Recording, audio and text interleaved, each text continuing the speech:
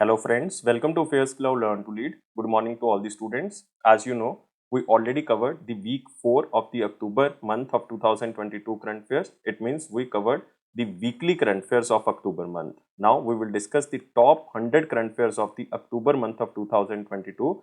It means this is the monthly quiz video of the October month. So this video is very important to revise the current affair before your exam. So watch this video till last and watch carefully. But first of all, you have to download our application Careers Cloud from the Google Play Store. After that, log in with your email ID. Then click on this Crack Current Affairs section to subscribe our current affairs for 1 year as well as for 2 years. Both the subscription prices are very much low. But the most important thing, what we are covering under this 1 year and the 2 year subscription, we are providing you daily section. In the daily section, you will receive 3 things. One is the detailed current affair. Second is the question and answer format of current affairs, but both will be provided in the form of PDF or in the form of ebook. And third is the quiz section, and this can be attempted only on our application on daily basis. Next is the weekly section. Again, we are providing 3 things. One is the detailed current affairs, second is the question and answer format, but both things will be provided in the PDF format, and third is the quiz section, which you can attempt on our application on weekly basis. Next is the monthly section, and in the monthly section we are providing you 4 type of PDFs. One is the detailed current affair PDF, which is known as study PDF. Next, all the detailed current affairs will be converted in the form of question and answer. That's why it is known as question and answer PDF, so that you can revise all the current affairs in the question and answer format. Next is the best 100 current affairs will be provided. That is also provided in the form of question and answer. And last is the pocket PDF. It means 1-liner, 2-liner or the 3-liners current affair will be provided to you, so that you can revise these current affairs very quickly before your exam. Next is topic wise current affair. This is very important section because we are providing 20 most important topic wise PDF. If you want to revise 1 or 2 particular topics, then you can use this topic wise PDF.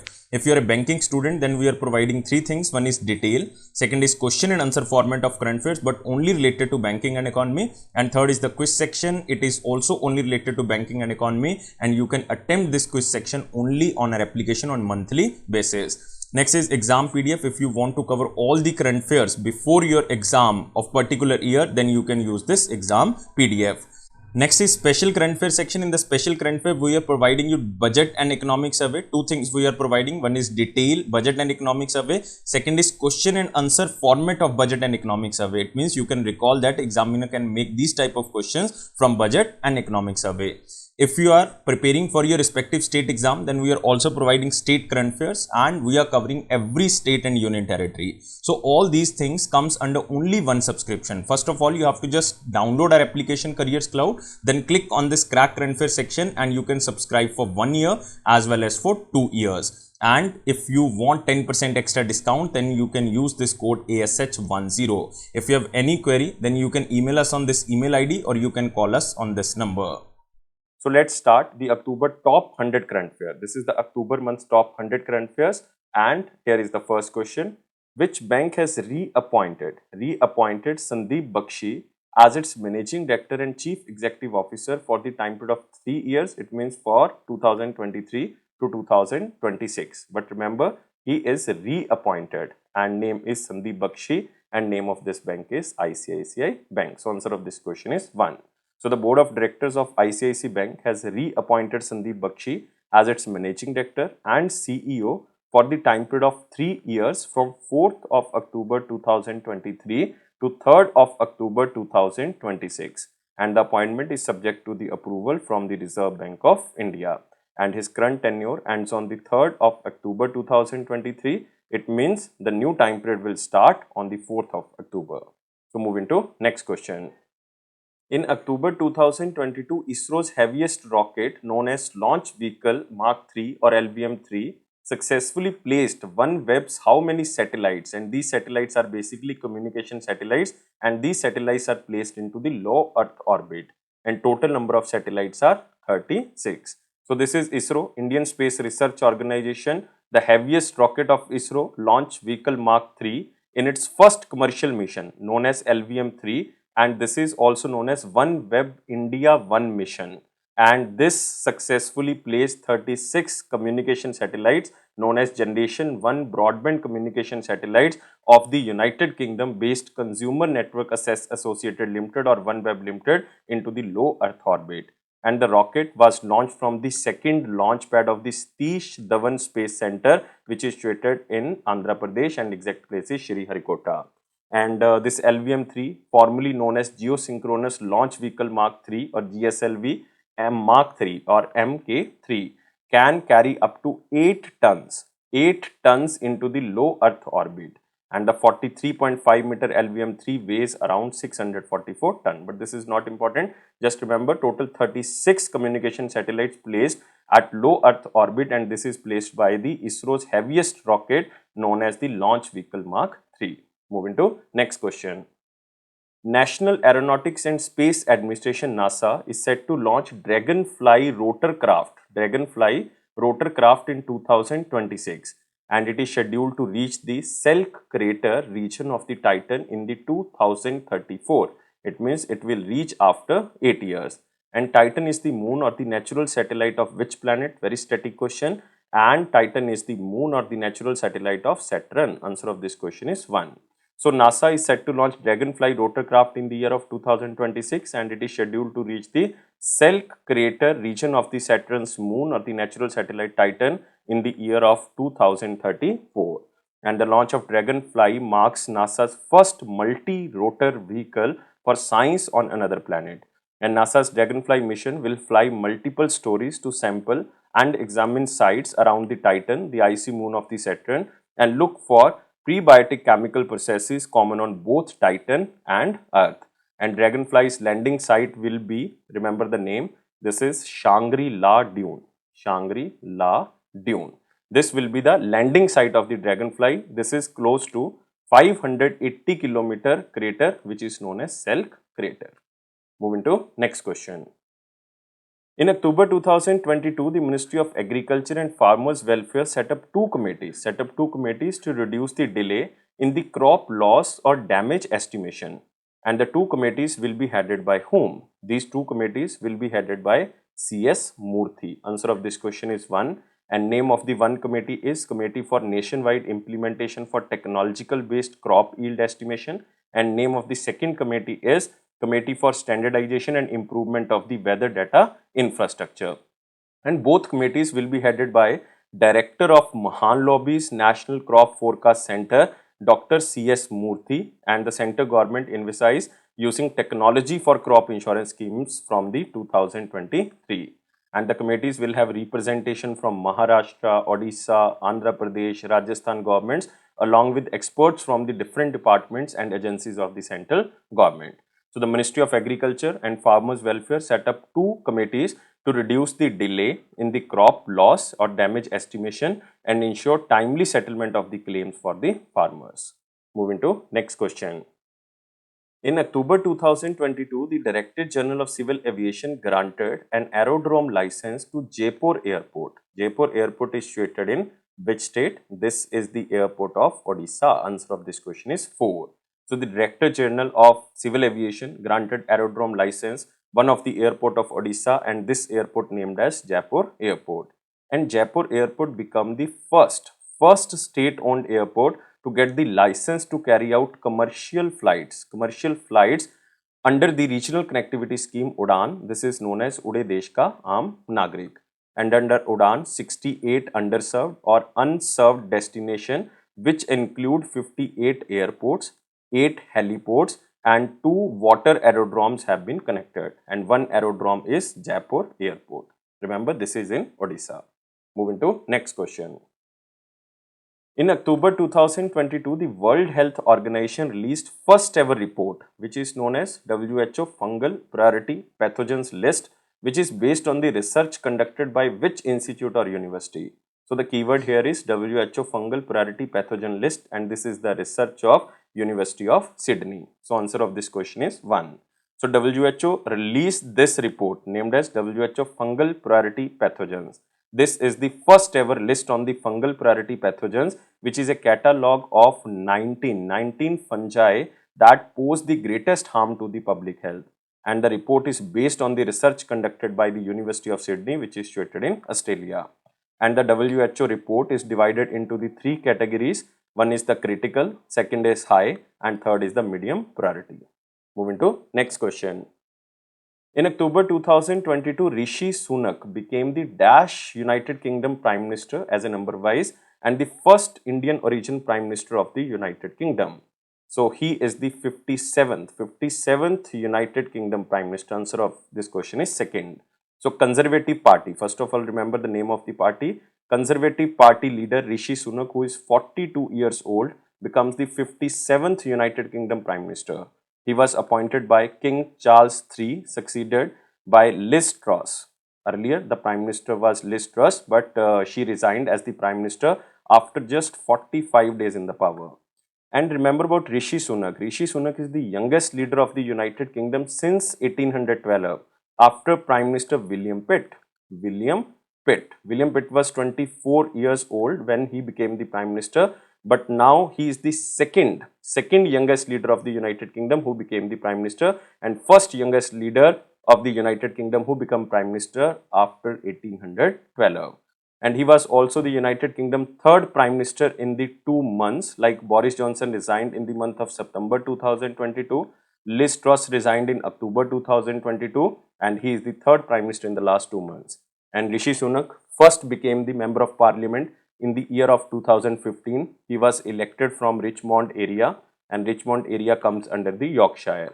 And Indian origin woman named as Suella Braverman. Suella Braverman reappointed as the Home Secretary because earlier she was resigned, but now she became Home Secretary again. Moving to next question. Name the personality who has been appointed as an acting chairperson, temporary chairperson of Competition Commission of India for the time period of just 3 months. And this appointment is done through Ministry of Corporate Affairs, who appointed Dr. Sangeeta Verma, a member of the Competition Commission of India, as an acting chairperson of the Competition Commission of India with effect from 26th of October 2022, but she is appointed only for 3 months. Sangeeta Verma appointment follows the resignation of full-time chairperson Ashok Kumar Gupta, who was an IS officer, and he retired on 25th of October 2022. And remember, he was appointed as the chairman of Competition Commission of India in the year of 2018, but now he retired. So that's why temporary chairperson appointed named as Dr. Sangeeta Verma. Moving to next question. Atul Kumar Goyal has been elected as the chairman of the Indian Banks Association for financial year 2022-23. He is appointed for the time period of 1 year, and this is Indian Banks Association. That's why this question is very important for the banking students. And Atul Kumar Goyal is the current managing director and chief executive director of which bank? He is working as the managing director and CEO of Punjab National Bank. So answer of this question is second. So managing committee of the Indian Banks Association re-elected Atul Kumar Goyal ji as the new chairman for the financial year 2022-23.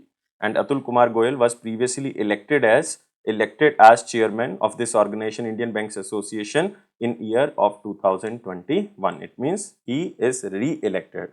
But remember, he is the MD and CEO of the Punjab National Bank also. Moving to next question. In October 2022, which of the following Lakshadweep beaches received the blue flag tag? This is very important, blue flag tag. And recently, 2 Lakshadweep beaches received this blue tag certification. One is Kadmat Beach, second is Minnikoy Thundi Beach. So answer of this question is both 1 and 2. So 2 Indian beaches from the Lakshadweep, one is Minnikoy Thundi Beach, second is Kadmat Beach, have been accorded with the globally recognized and coveted international eco label, which is known as blue flag. And they comply with all the 33 criteria as mandated by the Foundation for Environmental Education, and this is situated in Denmark area. With this certification, India's total number of beaches under the blue flag reached 12. And the information for the same was provided by Union Minister of Environment, Forest and Climate Change, Bhupender Singh Yadav ji. Moving to next question. Name the bank that has recently launched 6 digital transformation initiative under the Project WAVE. What is the meaning of WAVE? It is World of Advanced Virtual Experience. And this is the public sector undertaking, and one undertaking is Indian Bank. So Indian Bank launched this 6 digital transformative initiative under the Project WAVE, which is World of Advanced Virtual Experience.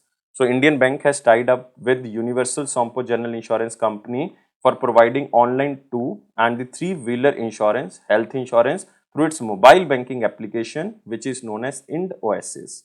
IND OSS. And this will enable banks customer to access and buy general insurance products digitally anytime, anywhere. So remember Project Wave, this is the keyword. Next question is, in October 2022, the Insurance Regulatory and Development Authority of India approved the launch of Bima Sugam. This is very important.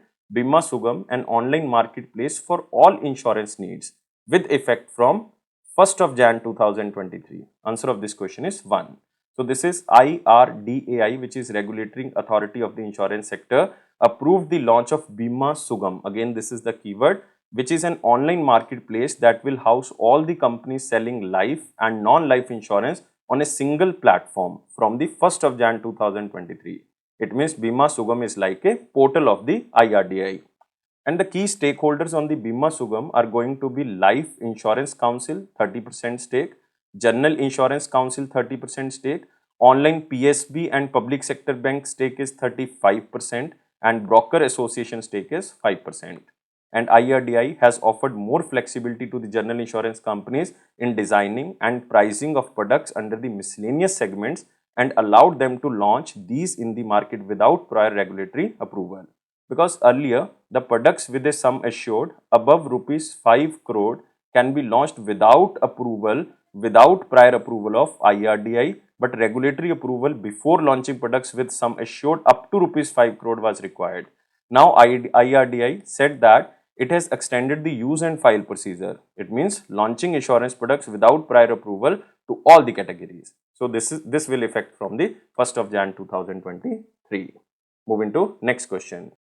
As per the recent data of the Ministry of Commerce and Industry, Russia has become the India's largest trading partner. Russia has become India's largest trading partner, and Russia is 7th largest trading partner, while Dash emerged as the India's biggest trading partner.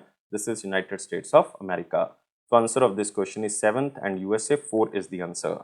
So according to the most recent data available with the Department of Commerce under the Ministry of Commerce and Industry, Russia has moved from 25th place in 2021 to become the 7th in the year of 2022.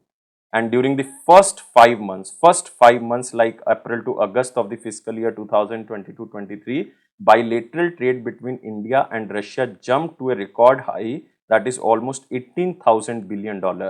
And the United States emerged as the India's biggest trading partner from April to August in financial year 23 with a trade volume of almost $57,000 billion. And second rank goes to China, third is United Arab Emirates, fourth one is Saudi Arabia, fifth one is Iraq, sixth one is Indonesia, but you don't have to remember, just remember the first is USA, seventh is Russia, second is China. Moving to next question. Which state has recently launched SAFL platform? SAFL means Simplified Application for the Agricultural Loans, which is a common credit portal for the farmers. And this is the state of Odisha. Remember, SAFL portal started by the state of Odisha. So Naveen Patnaik, who is the Chief Minister of Odisha, launched a common credit portal known as SAFL, which is for the welfare of farmers. And SAFL is India's first online agriculture credit facilitation portal. So it has a facility that will provide access to more than 300 agricultural and allied sector loans from more than 40 banks for farmers and agribusiness workers. It means on this portal, so many banks are attached, so you can take loan from these banks on this portal. That's why this portal named as SAFL. Moving to next question. In October 2022, the Ministry of Environment, Forest and Climate Change approved the establishment of Terai Elephant Reserve, which will become the India's 33rd elephant reserve in which state? And Terai Elephant Reserve is situated in Uttar Pradesh. So answer of this question is 3. So Ministry of Environment, Forest and Climate Change has approved the establishment of Terai Elephant Reserve as a part of the Project Elephant in Lakhimpur Khedi. So this is situated in Lakhimpur Khedi, which is a district of Uttar Pradesh. And this Terai Elephant Reserve would be the second elephant reserve in the Uttar Pradesh and 33rd elephant reserve all over India. And this Terai Elephant Reserve will cover an area of almost 3,000 square kilometer, encompassing the Dudhwa Tiger Reserve and Pilibhit Tiger Reserve in Uttar Pradesh. And it is situated on the Nepal-India border. So remember, this is the second elephant reserve of UP and the 33rd elephant reserve of India. Next question is, the Indian Navy is conducting the Dash edition of the Singapore-India Maritime Bilateral Exercise in Visakhapatnam, Andhra Pradesh from 26th of October to 30th of October 2022. And this is the 29th edition of the SIMBEX exercise. S stands for Singapore, I India, M Maritime, B Bilateral, EX stands for exercise. And for this exercise, two ships from the Republic of Singapore Navy arrived at Visakhapatnam. And SIMBEX 2022 is being held in two phases. One is the harbor phase, and second is sea phase. And harbor phase conducted at Visakhapatnam and sea phase conducted at Bay of Bengal. And the SIMBEX series of exercise started in the year of 1994 under the name Lion King. Earlier, this was known as Lion King exercise, but after that it is known as SIMBEX exercise. Moving to next question. In October 2022, the Insurance Regulatory and Development Authority of India formed a Dash member committee under the chairmanship of Thomas M. Devasia ji to develop rural insurance cover. And this is 24-member committee. Answer of this question is second. So in order to achieve the objective of insurance for all, the Insurance Regulatory and Development Authority of India has formed 24-member committee to develop and suggest an affordable and comprehensive cover for the rural population. And Thomas M. Devasia, who is an IRDI member, will serve as the chairman of this 24-person committee. And the committee will examine and recommend ways to enhance the working and operations of Bima Bahak, next is Bima Vistar, next is Bima Sugam, which are the digital platforms of the IRDI. Moving to next question. In October 2022, Dash won the National Intellectual Property Award 2021-22 under the most popular geographical indications of India under the food stuff category. There are so many categories like agricultural category, handicraft category, manufactured category, natural category. And one category is food stuff category. And this is Hyderabadi Halim. Answer of this question is 3. So Hyderabadi Halim has won the National Intellectual Property Award for the year of 2021 and 2022 under the most popular geographical indication of India food stuff category, and Hyderabadi Halim won this award. And other categories are like agriculture. In the agriculture, you can say category, Kandhamal Haldi, who is a geographical indication tag of Odisha, won this award. In the handicraft category, this goes to Tanjore art plate, which is a geographical indication tag of Tamil Nadu. Next is in the manufacturing category, Mysore Sandal soap won this award, and this is the geographical indication tag of Karnataka. And last one in the natural category, this is Chunar Balua Patthar, and this is a geographical indication tag of Uttar Pradesh. Moving to next question. Which of the following points is or are incorrect with respect to the Defence Expo? Most important question, Defence Expo 2022, which is India's largest ever defence exhibition held in October 2022. Mark, this question is the most important category because this question can be asked in every type of exam. Prime Minister Narendra Modi inaugurated the 12th edition. Remember, this is the 12th edition of Defence Expo 2022 and it is India's biggest ever defence exhibition and it is hosted by Gandhinagar, Gujarat, and the theme is Paths to Pride. The first statement is most important. 12th edition and it was hosted in Gandhinagar, Gujarat, and the theme is Path to Pride. First statement is true. Next is 12th Defence Expo Bandhan ceremony featured signing of total 451 Memorandum of Understanding, transfer of technology agreements and product launches. So this statement is also true. Next is the Maharashtra government has signed 20 MOUs with the various enterprises comprising investment of rupees 356 crore in the state at Defence Expo 2022. This statement is wrong because this is not the state of Maharashtra, this is the state of Uttar Pradesh, who signed not total 20, 13 Memorandum of Understanding with various enterprises promising investment of rupees 564 crore in the state at Defence Expo 2022. So this is the state of Uttar Pradesh. So third statement is wrong. Next is Prime Minister Narendra Modi unveiled HTT-40, which is an indigenously trainer aircraft designed and developed by Hindustan Aeronautics Limited at the India Pavilion of the Defence Expo 2022. This statement is also true. Even the second India-Africa Defence Dialogue was also conducted in Gandhinagar, Gujarat.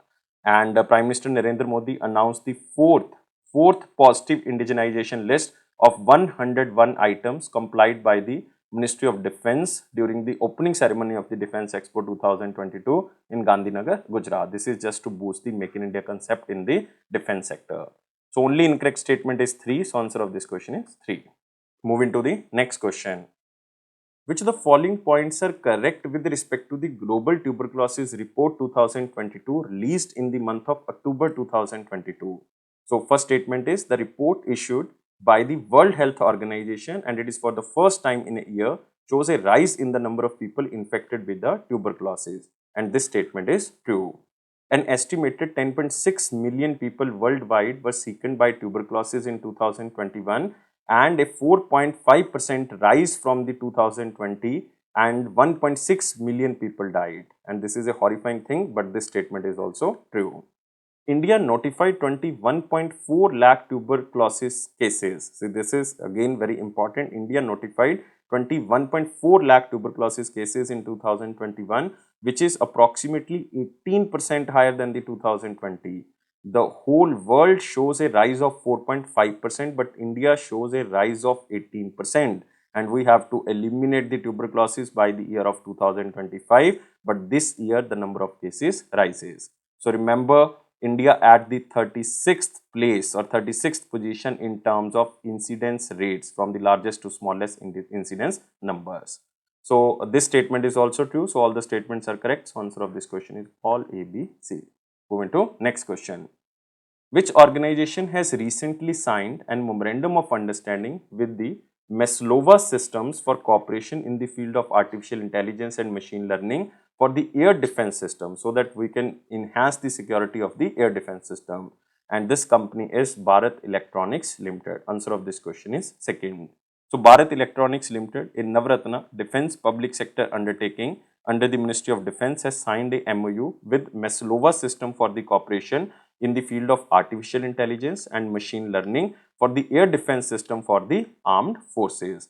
And the MOU enables both organizations to develop and deploy products and services with artificial intelligence and machine learning embedded and integrated parts for the air defense system, and especially for the armed forces. Moving to next question. In International Shooting Sport Federation World Championship Rifle Pistol 2022, which was held in October 2022, India secured second rank in the overall medal tally. Remember, India secured second rank in the overall medal tally with a total number of how many medals? Total, India won 34 medals. Out of 34, 12 are gold, 9 are silver, and 13 are bronze medals. And while dash country tops the medal tally with 58 medals, and this country is China. So answer of this question is 34 medals and China. So this is India's shooting contingent who finished the International Shooting Sport Federation World Championship Rifle Pistol 2022 with second on the medal tally with a total of 34 medals. Out of 34, 12 are gold medals. China tops the medal tally with 58 medals, and out of 58, 27 are gold, and third rank goes to Norway. It means first rank goes to China, second rank goes to India, third rank goes to Norway. And this championship was held at Cairo, which is situated in Egypt. So it means this tournament was held at Egypt from 12th of October to 28th of October. You can also remember one name. This is Rudraksh Patil. Rudraksh Patil, who is 18 years old, has won the first quota after winning the gold medal in the men's 10-meter air rifle. 10-meter air rifle. He becomes the second Indian shooter to win the 10-meter air rifle gold at the World Championship after Abhinav Bindra. So now we are moving to the next question. As of the Board of Control for Cricket in India pay equity policy for its contracted women cricketers announced in October 2022, the women cricketers will be paid dash amount for a test match. Recently, BCCI announced this pay equity policy that the women cricketers will be paid the same match fee as the male counterpart. For a test match, earlier the male counterparts were getting 15 lakh rupees for the test match, and for the one day international or for the ODI, they were getting the 6 lakh rupees, and for the single 2020 match they are getting 3 lakh rupees. Now all this money for a single test match ODI and the 2020 will be given to the women cricketers also.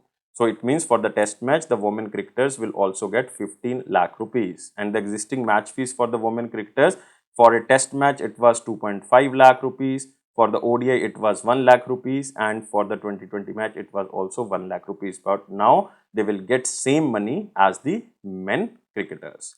Moving to next question.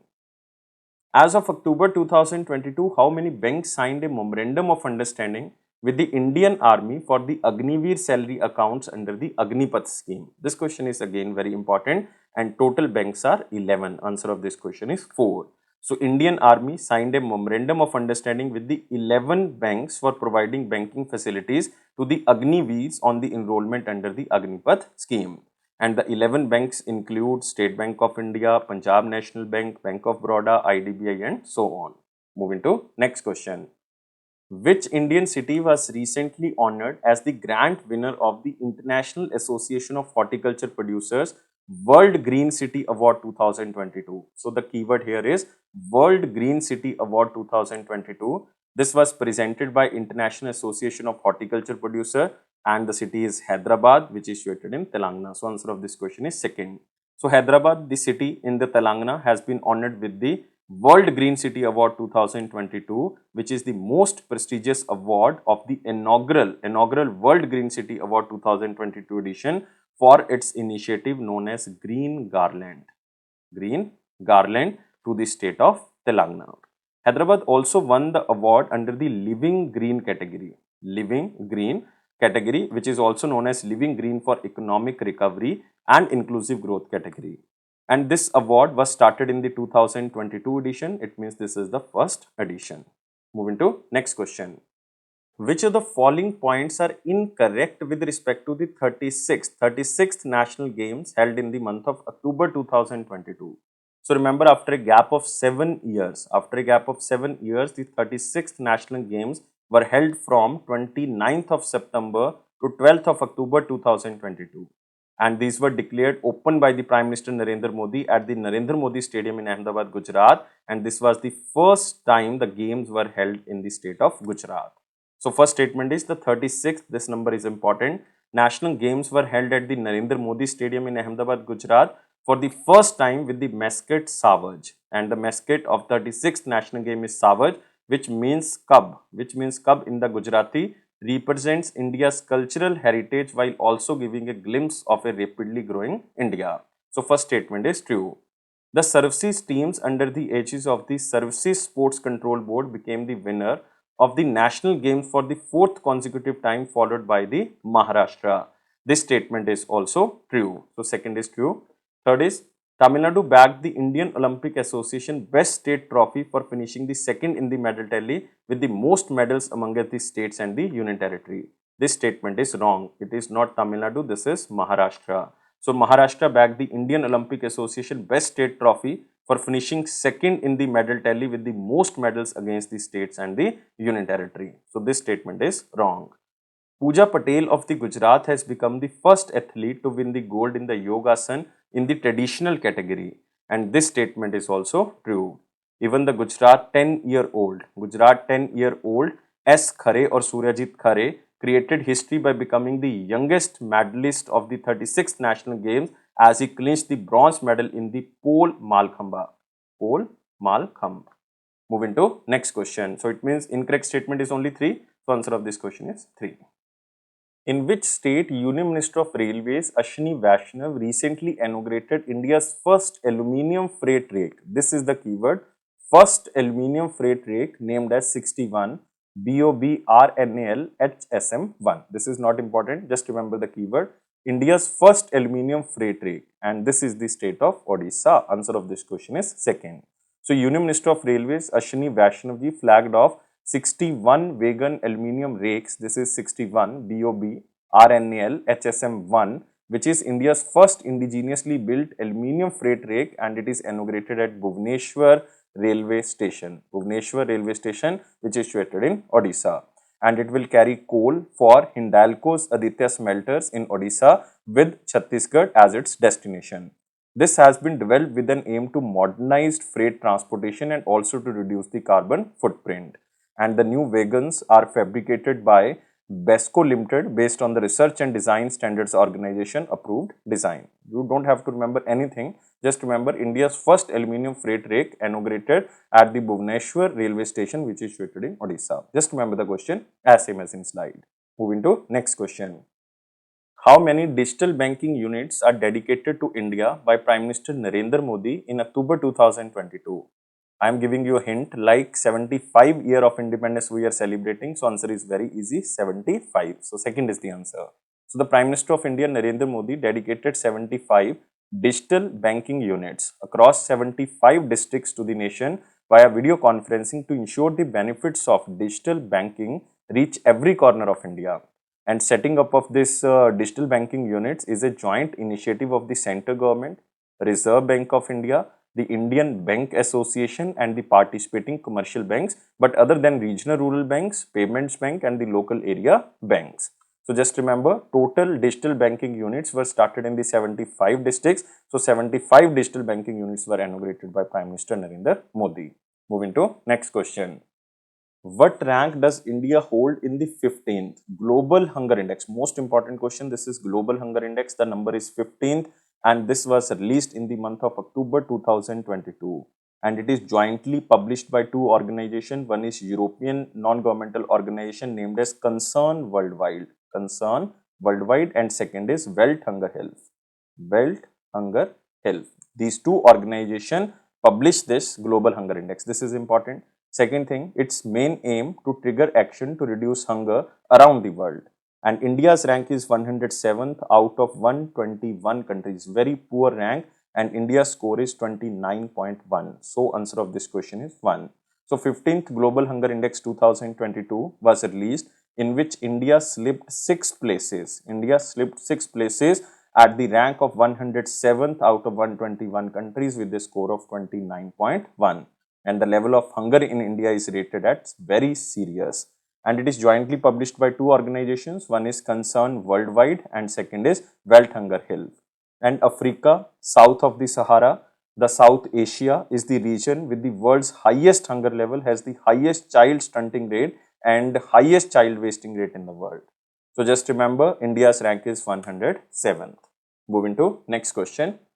According to the Global Multidimensional Poverty Index 2022, again this is very important, Global Multidimensional Poverty Index 2022, dash people in India have been able to liberate from poverty over a 15-year period between 2005 to 6 to 2019-21 and total 415 million people. Answer of this question is 4.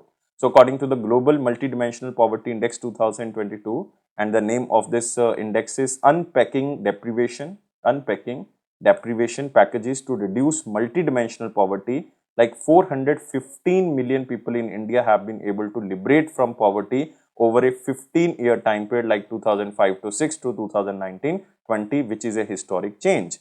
And the report was released by Oxford Poverty and Human Development Initiative and the United Nations Development Program, which is UNDP, one of the organization of United Nations. And according to the report based in the 2020 population data, India has by far the largest poor people in the world, like 228.9 million people, followed by Nigeria, who has 96.7 million projected in 2020. So 415 million people in India have been able to liberate from poverty over a 15-year time period. Moving to next question. In October 2022, Union Minister of Road, Transport and Highways, who is Nitin Gadkari ji, launched dash first of its kind pilot project, which is known as Flex Fuel Strong Hybrid Electric Vehicle in India. And this is a product of Toyota company. Answer of this question is 4. So Union Minister Nitin Gadkari ji, Ministry of Road, Transport and Highways, unveiled Japanese car maker Toyota's first of its kind pilot project, which is known as Flex Fuel Strong Hybrid Electric Vehicle project in India, which can run on 100% ethanol. And the Toyota Corolla Altis, this Flex Fuel Strong Hybrid Electric Vehicle, was imported from Toyota Brazil for the pilot project and was unveiled during the launch and was launched as a pilot vehicle in India to evaluate the Bharat Stage 6 compliant flex fuel strong hybrid electric vehicle technology. And in 2022, like in March 2022, Toyota Mirai, which was the India's first green hydrogen-based advanced fuel cell electric vehicle, and it was introduced in March 2022. So moving to next question. Name the country that recently launched its first solar observatory to solve the mystery of the sun's eruption. Very interesting question. It is for the mystery of the sun's eruption, and this is one and only China. So answer of this question is second.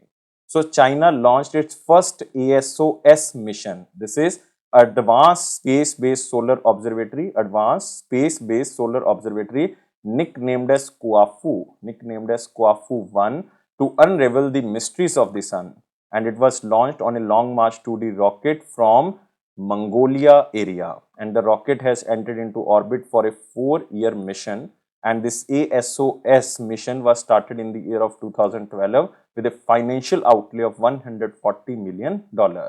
And this Kuafu 1 was launched to study the sun magnetic field, solar flares and coronal mass ejections, and it is expected to send 500 GB of data daily to ground stations in the China's different areas like Beijing, Kashgar and Sanya.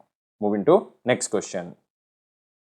Which state wildlife board recently approved a new reserve for the tigers of Panna Tiger Reserve named as Durgavati Tiger Reserve? I am again repeating the question.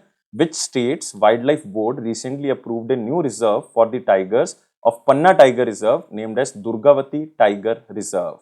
So a new tiger reserve will be established, and this is the state of Madhya Pradesh. Answer of this question is 1. So Madhya Pradesh Wildlife Board approved a new reserve for the tigers of Panna Tiger Reserve named as Durgavati Tiger Reserve, which spans almost 2300 square kilometer across the districts of Narsinghpur, Damoh, Sagar in Madhya Pradesh. And the proposal to notify almost 1400 square kilometer as the core area and 925 square kilometer as a buffer in the new tiger reserve, and it was approved at the board meeting, which was presided over by Shivraj Singh Chauhan ji, who is the Chief Minister of Madhya Pradesh. And it should be emphasized that Ken-Betwa River interlinking project will result in the submergence of the one-fourth of the Panna Tiger Reserve. Moving to next question. Which company recently launched Dhan Varsha, a life insurance plan that provides both protection and also saving? And this company is Life Insurance Corporation of India. Answer of this question is 4. So LIC launched Dhan Varsha, a non-linked, non-participating individual saving single premium life insurance plan that provides both protection and saving. And Dhan Varsha, which is a plan number 866, is a closed-ended plan that will available for sale until the end of the current fiscal year, like 31st of March 2023. So remember the keyword Dhan Varsha.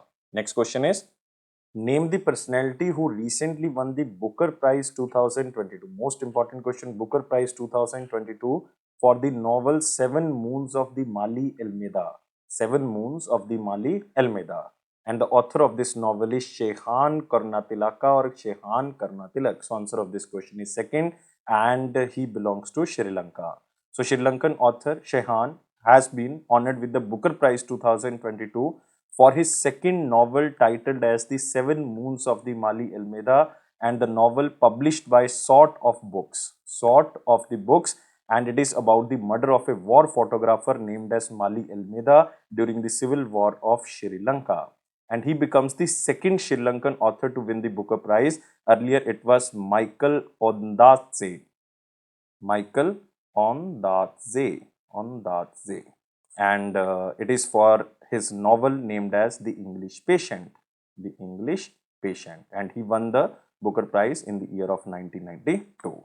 So remember, the second Sri Lankan who won the Booker Prize named as Shehan, and the name of the novel is The Seven Moons of the Mali Almeida. Moving to next question. Which of the following points are correct with respect to the 66th Ballon d'Or Golden Ball Award 2022? So first statement is, Real Madrid player Karim Benzema, a French footballer, has won the Men's Ballon d'Or 2022 award and becomes the 5th Frenchman to win the prize. and Karim Benzema becomes the only second player aside from the Lionel Messi and Cristiano Ronaldo to win this award since 2008, because the most number of the Ballon d'Or award was received by Lionel Messi. Lionel Messi tops the list with the 7 awards, followed by Cristiano Ronaldo with 5 awards. So, first statement is true. Next, Barcelona's player Alexia Putellas, a Spanish footballer, has won the Women Ballon d'Or award or Ballon d'Or Feminine award for the second time. This statement is also true. Next is Pablo Martin Paez Gavira, who is also known as Gavi, won the Copa Trophy of 2022. This statement is also true. And remember, Copa Trophy is awarded to the best performing player under the age of 21. And Manchester City was named as the Club of the Year 2022. Club of the Year 2022 award goes to Manchester City. So all the statements are correct. So answer of this question is 4, all 1, 2, 3. Moving to next question. In October 2022, Justice Dhananjaya Jashwant Chandrachud was appointed as the Dash Chief Justice of India with effect from the 9th of November 2022, and he will become the 50th Chief Justice of India. So answer of this question is 3. So Justice D.Y. Chandrachud or Dhananjaya Chandrachud ji, a judge of Supreme Court of India, has been appointed as the 50th Chief Justice of India with effect from 9th of November 2022. He will succeed the current Chief Justice of India, Uday Umesh Lalitji or UU Lalitji, who retires on 8th of November 2022 at the age of 65 after a brief tenure of 74 days. And D.Y. Chandrachud is the senior most judge of the Supreme Court of India after UU Lalitji. And D.Y. Chandrachud will have a tenure of 2 years almost as a Chief Justice of India and is due to retire on 10th of November 2024. Moving to next question. In October 2022, Roger Binney was elected as the Dash President of the BCCI or Board of Control of Cricket in India. After Saurav Ganguly, he is elected as the President of BCCI. And Roger Binney becomes the 36th President of the BCCI. So, answer of this question is second. And he replaces the former Indian cricket team captain Saurav Ganguly ji. And his appointment was announced at the 91st BCCI annual general meeting in Mumbai, Maharashtra, and he is the first World Cup champion to be appointed as BCCI president. He is the first World Cup champion to be appointed as BCCI president. And Roger Binney is 67 years old, was elected unopposed as he was the only candidate to have a field nomination for the BCCI president post. Remember, very important question, name is Roger Binney. Next question is, Ulf Kristersson was recently elected as the Prime Minister of which country? Remember the name, Ulf Kristersson, and he was recently elected as the Prime Minister of Sweden. Answer of this question is 1. So the Parliament of Sweden, which is known as Riksdag, has elected Ulf Kristersson, leader of Conservative Moderate Party, as the new Prime Minister of Sweden. He has replaced Social Democratic leader Magdalena Andersson, who was the first female Prime Minister of Sweden. And he is set to announce the list of ministers following a meeting with the King Carl XVI, marking his formal ascension. Moving to next question. In which city did Union Minister of Petroleum and Natural Gas Hardeep Singh Puri ji inaugurate Asia's largest compressed biogas plant in October 2022? Asia's largest compressed biogas plant, which is CBG plant, in October 2022, and exact place is Sangrur, Punjab. So answer of this question is 4. So Union Minister Hardeep Singh Puri ji inaugurated this Asia's largest compressed biogas plant in Sangrur, and it has been commissioned with an foreign direct investment of 220 crore rupees by one company of the Germany named as Verbio. And this plant has been set up under the Sustainable Alternative Towards Affordable Transport Initiative, which is also known as SATAT initiative. And exact place in the Sangrur is Puttal Kala. You can remember Puttar Kala. Moving to next question. In October 2022, Union Minister of State of Personal, Public Grievances and Pension Dr. Jitendra Singh ji launched the Single Integrated Pensioners Portal for the Centre Government Pensioners. Which bank developed this portal in collaboration with the Ministry of Personal, Public Grievances and Pensions? And this bank is one and only bank, and the most earning bank all over India is State Bank of India. So Dr. Jitendra Singh, the Minister of State for Personal, Public Grievances and Pensions, launched this Single Integrated Pensioners Portal, and it is also aimed at ease of living for the center government pensioners. And the portal is developed in the collaboration with the State Bank of India, and State Bank of India will become the first pension disbursing bank which has integrated its portal with the portal of Department of Pension and Pensioners Welfare. And you can also remember one portal which is known as Bhavishya, and this is an initiative of the Department of Pension and Pensioners Welfare, and it is being integrated with the Pension Seva portal of the SBI. So remember, this is State Bank of India who developed this portal, and this portal is also known as Bhavishya. Moving to next question. According to the Mercer CFA Institute Global Pension Index 2022, India secured the dash rank out of 44 countries, while dash country tops the index. So India's rank is 41 and the top country is Iceland. So answer of this question is 4.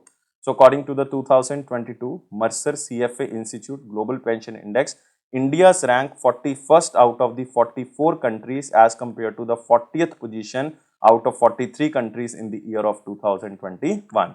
And the index is prepared in collaboration with the United States based CFA Institute, an International Association of Investment Professionals, the Monash Center for the Financial Studies, and the Mercer US based global asset management firm. So just remember, India's rank is 41st out of 44 countries and the top country is Iceland in the global pension index. Moving to next question. Which payment bank has recently partnered with the Reserve Bank Innovation Hub for innovations in the financial product and services? And this payment bank is India Post Payment Bank. Answer of this question is 3. So India Post Payment Bank and Reserve Bank Innovation Hub, which is a fully owned subsidiary of Reserve Bank of India, partnered to enhance the reach of financial solutions to the larger sections of the society across India and to enable frictionless finance to 1 billion Indians. And under this partnership, India Post Payment Bank and Reserve Bank Innovation Hub will plan, design and execute innovative products and offering the bridge the existing gap by bringing digitized services at the customer's doorstep. And additionally, this India Post Payment Bank will be an active participant and partnered with the Reserve Bank Innovation Hub on initiatives of the national importance led by the Reserve Bank Innovation Hub. Moving to next question. In October 2022, Dr. Shankar Subramaniam K was named as the principal scientist of which mission of the Indian Space Research Organization? Remember this name, Dr. Shankar Subramanian K, and the name of the mission is Aditya L1. This is also known as our solar mission. So ISRO or Indian Space Research Organization has named Dr. Shankar Subramaniam K, a senior solar scientist at the U.R. Rao Satellite Center in Bengaluru, Karnataka, as the principal scientist of the Aditya L mission. At present, Dr. Shankar Subramaniam K is serving as the head of the Space Astronomy Group in the U.R. Rao Satellite Center. And Aditya L1 is a 1500 kg satellite carrying the 7 scientific payloads for the various in situ measurement. And this is also known as the India Solar Mission. Moving to next question. In October 2022, India's Union Minister of New and Renewable Energy Dash and Kirsola Yacharopoulou, Minister of State and Development of Dash, has been re-elected as the President and Co-President of the International Solar Alliance respectively. And name of the Union Minister of New and Renewable Energy is Rajkumar Singh, and this Crisola belongs to France. So answer of this question is 3. So India and France have been re-elected as the President and the Co-President of the International Solar Alliance. In this regard, India's Union Minister Rajkumar Singh ji under the Ministry of New and Renewable Energy has been re-elected as the President of the International Solar Alliance, and the France Minister of State for Development Crisola has been re-elected as the co-president, and this decision has been taken during the 5th Assembly of the International Solar Alliance on 17th to 20th of October in New Delhi, which saw the participants from the 109 countries. It was inaugurated by Union Minister Rajkumar Singh ji. And during the assembly, International Solar Alliance also approved Solar Facility, a payment guarantee mechanism which will boost investment into the solar through 2 financial components. One is Solar Payment Guarantee Fund, second is Solar Insurance Fund. Moving to next question. In October 2022, the Government of India approved the construction of India's first cable cum suspension bridge. First cable cum suspension bridge across the Dash River, which connects Telangana and the Andhra Pradesh. This is important question, and name of the river is Krishna River. Answer of this question is 4. So the Government of India approved the construction of cable cum suspension bridge under the Bharatmala Parijojana. Bharatmala Parijojana project across the Krishna River that connects Telangana and Andhra Pradesh, passing through the Nallamala forest range. Nallamala forest range. And the bridge across the Krishna River will be the first of its kind in India and second in the world. It begins from the Somasila at Kolhapur in Nagar Kurnool district of the Telangana and Atmakur in the Kurnool district of the Andhra Pradesh. Don't remember, just remember it will connect Telangana and Andhra Pradesh. Moving to next question. Who has topped the Edelgive Huron India Philanthropy List 2022, released on the 20th of October 2022 and reclaimed India's most generous title? And this person is founder of HCL Technologies, Shiv Nadar. So Shiv Nadar, the founder of HCL Technologies, has topped the Edelgive Huron India Philanthropy List of 2022, which was released in the month of October, and reclaimed the title as India's most generous person. And the total annual donation of this person is almost 1100 crore rupees. And second position goes to Ajim Premji, who is the chairman of the Wipro Limited, secured the second spot with an annual donation of almost 500 crore rupees. You can also remember one name, Nikhil Kamath. Nikhil Kamath, who is 36 years old and the co-founder of Zerodha, is the youngest philanthropist on the list. And you can also remember one lady named as Roshni Neil Kenny. The writer, author and the founder of Arghyam Foundation, tops the list of the most general women with a donation of 120 crore rupees. So just remember, the most generous person of India is Shiv Nadar. Moving to next question. Bharti Das recently took charge as the Dash Controller General of Accounts of India. Very important appointment. Bharti Das, Controller General of Accounts of India, and she is the 27th Controller General of Accounts. So Bharti Das, a 1988 batch Indian Civil Accounts Service officer, took charge as the new Controller General of Accounts in the Department of Expenditure under the Ministry of Finance, Government of India, with effect from 18th of October 2022. And Bharti Das is the 27th Controller General of Accounts under the Ministry of Finance. And the Office of the Controller General of Accounts prepares monthly and annual analysis of the expenditure, revenues, borrowings, and various fiscal indicators for the Union government.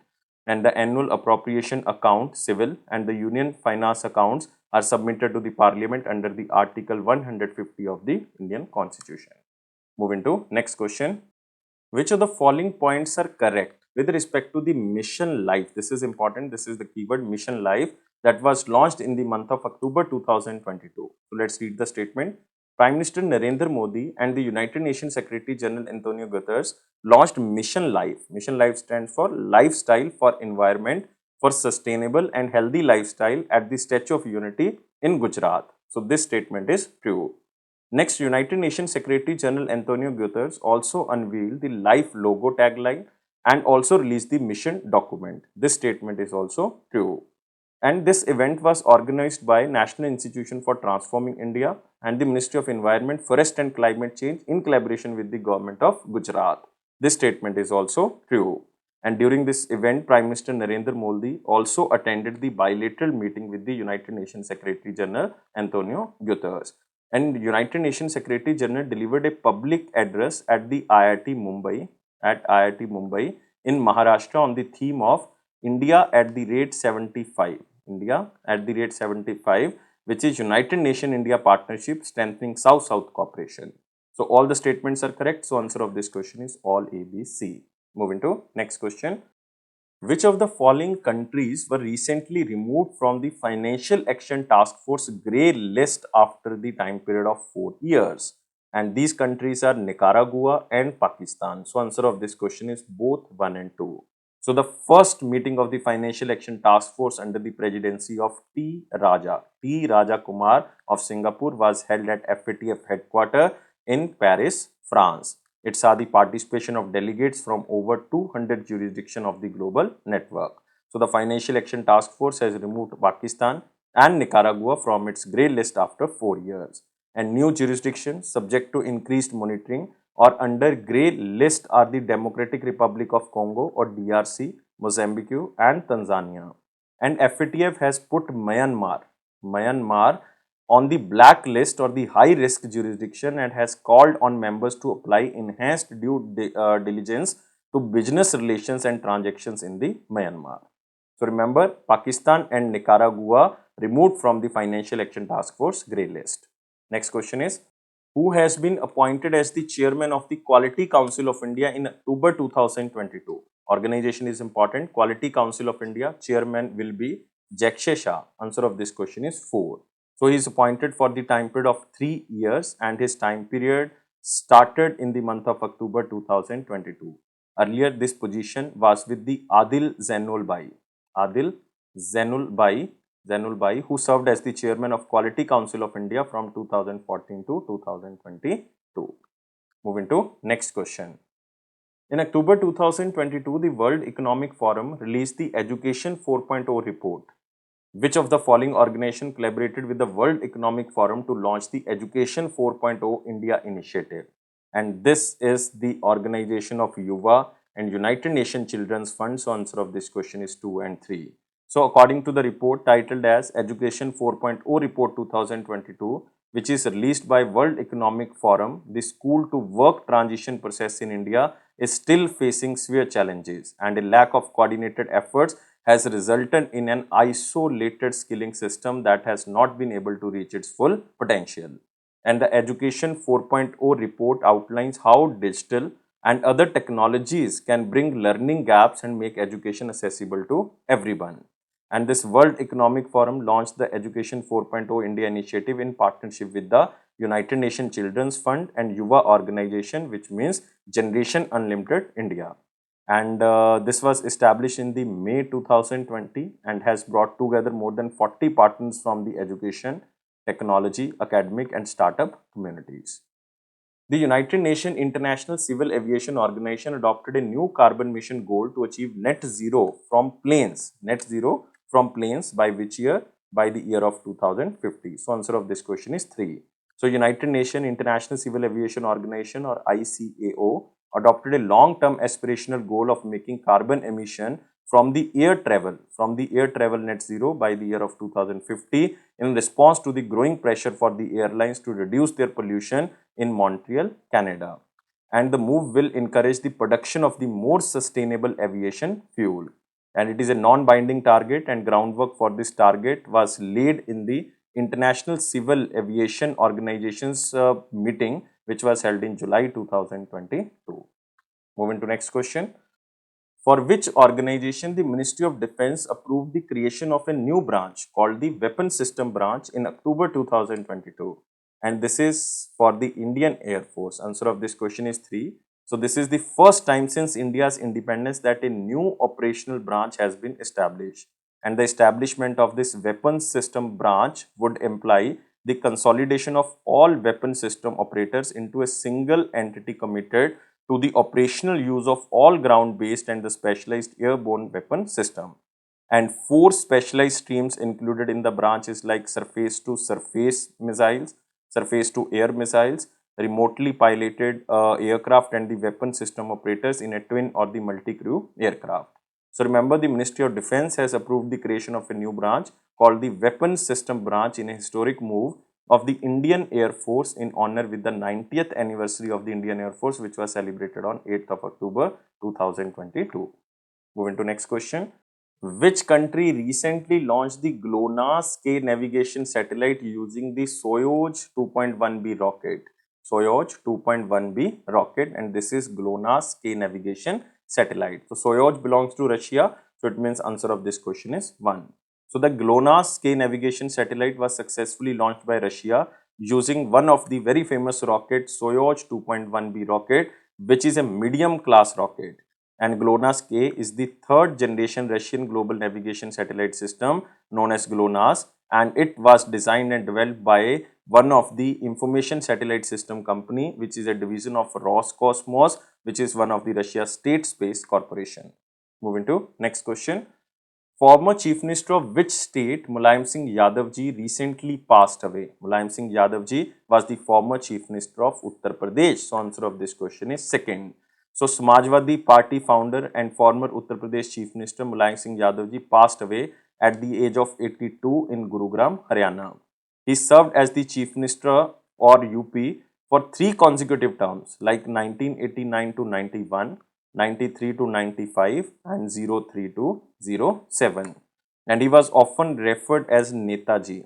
Netaji meaning respected leader in Hindi by party leaders and the workers. He was the first president of the Samajwadi Party.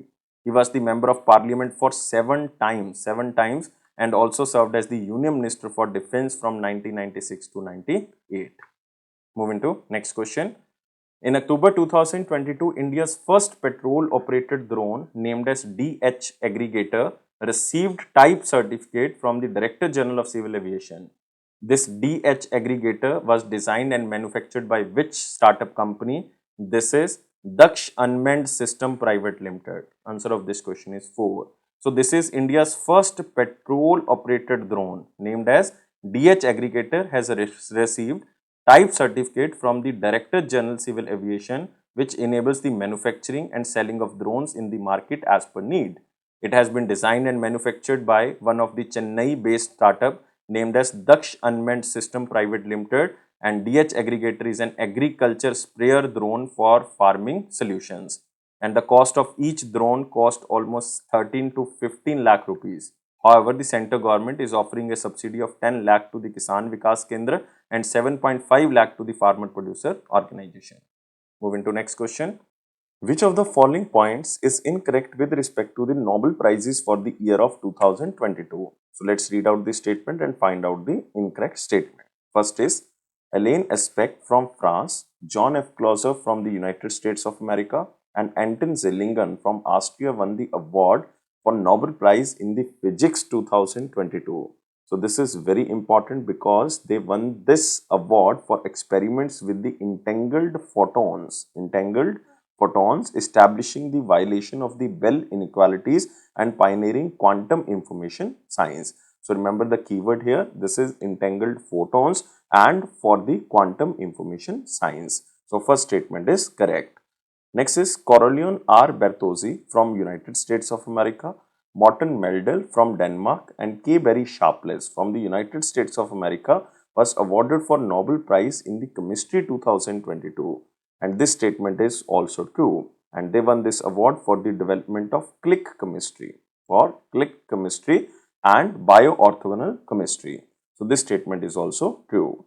Third is Ales Bialyatsky from Belarus was awarded the Nobel Prize in the Physiology or Medicine in the year of 2022.